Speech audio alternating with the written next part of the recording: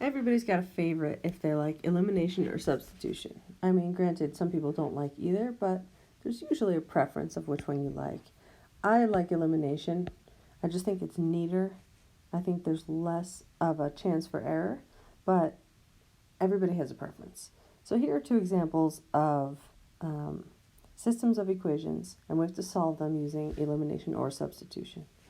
And you can successfully solve both of them in either way. So, the one on the left here, my instinct tells me to use substitution because y is already solved for in both of them. So if I took this and substituted it in for that y, because in either equation, when you say that two things are equal, you're saying that you could substitute them for the other. It's like recipes. 1 cup of honey is equal to a cup and a half of sugar. You could substitute those, things like that.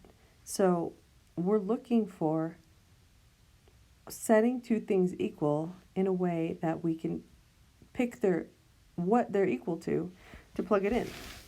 So if y equals x plus 1, well, this is also y. So I would put x plus 1 in its place since y does equal x plus 1.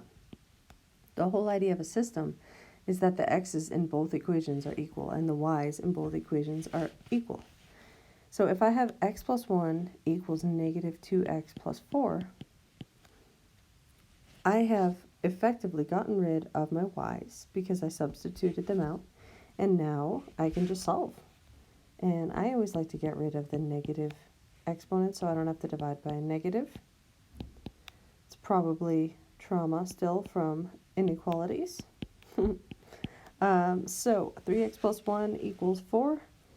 And we're going to go ahead and solve that like a regular algebra equation. And what does x end up equaling?